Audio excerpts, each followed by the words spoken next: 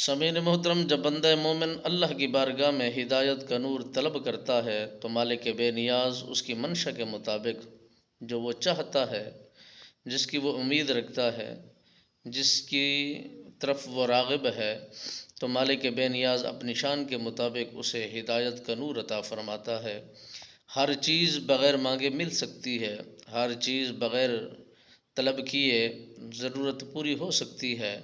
مگر یہ ہدایت کا جو معاملہ ہے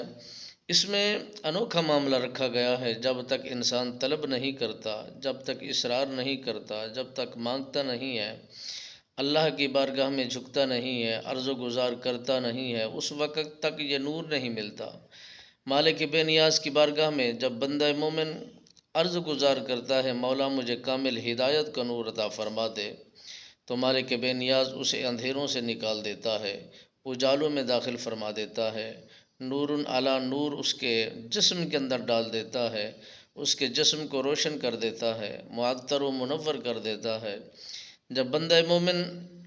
اللہ کی بارگاہ میں